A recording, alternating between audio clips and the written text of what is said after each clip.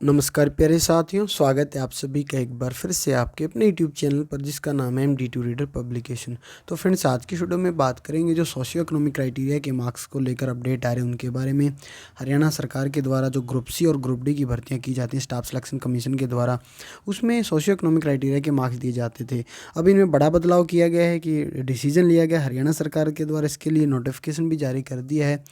अब इसमें क्या चेंजेज हुए हैं डिटेल से बात करने जा रहे हैं। इंटरेस्टेड है वीडियो को देख सकते हैं। जो साथ ही पहली बार चैनल पर आए, चैनल को सब्सक्राइब भी कर सकते हैं। तो सरकार ने किया सामाजिक आर्थिक आधार पर नंबर देने का निर्णय। ये तो पहले भी हो रखा था। हरियाणा से बाहर के युवाओं को भी नौकरियों में मिलेंगे अतिरिक्त अंक। पहले सिर्फ जो हरियाणा डोमिसाइल कैंडिडेट है और जिसके घर में गवर्नमेंट जॉब नहीं है, पहले उनको मार्क्स मिलते थे। फिर हरियाणा डोमिसाइल जो है, जिसके घर में गवर्नमेंट जॉब नहीं है और उसकी सालाना आय 1,80,000 रुपये से कम है, उसको मार्क्स मिलते थे। लेकिन अब ये मार्क्स सभी को मिलेंगे। सभी का मतलब ये है कि जिसके घर में गवर्नमेंट जॉब नहीं है, चाहे वो हरियाणा का निवासी है, हरियाणा के अलावा और किसी भारत के राज्य का निवासी है, तो उसको भी ये मार्क्स मिलेंगे। सामाजिक और आर्थिक रूप से कमज़ोर वर्गों को मिलने वाले 5 अतिरिक्त अंकों का लाभ अब हरियाणा के बाहर के युवाओं को भी मिलेगा। यानी गैर हरियाणवी अब प्रदेश की नौकरियों में विशेष सुविधा का लाभ ले सकेंगे।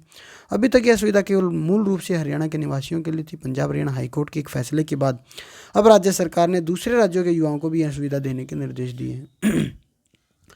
दरअसल जिन परिवारों में एक भी सरकारी नौकरी नहीं है, जिनके सिर पर माता पिता का साया नहीं है या वे आर्थिक रूप से कमजोर है, तो ऐसे अभ्यर्थियों को 5 अतिरिक्त अंक दिए जाते हैं। अब इन अंकों का लाभ दूसरे राज्य के युवाओं को भी मिल सकेगा। अब तक इस लाभ से हरियाणा ने बाहरी राज्यों के युवाओं को अलग रखा हुआ था। सरकार ने सामाजिक आर्थिक आधार पर अधिकतम 5 अंकों का लाभ तृतीय एवं चतुर्थ श्रेणी की नौकरियों के लिए देने का प्रावधान रखा था। प्रदेश में हाल ही में तृतीय श्रेणी की नौकरियों के लिए संयुक्त पात्रता परीक्षा CET हुई है, जिसमें करीब 7.5 लाख युवाओं ने भागीदारी की थी। इनमें से 3.5 लाख पास हुए, जिनमें से 5,000 युवा बाहरी राज्यों के हैं। इन युवाओं को तृतीय श्रेणी की नौकरियों में सामाजिक आर्थिक आधार पर मिलने वाले 5 अतिरिक्त अंकों की सुविधा का लाभ मिलेगा। इससे पहले की नौकरियों के लिए यह सुविधा मान्य नहीं होगी।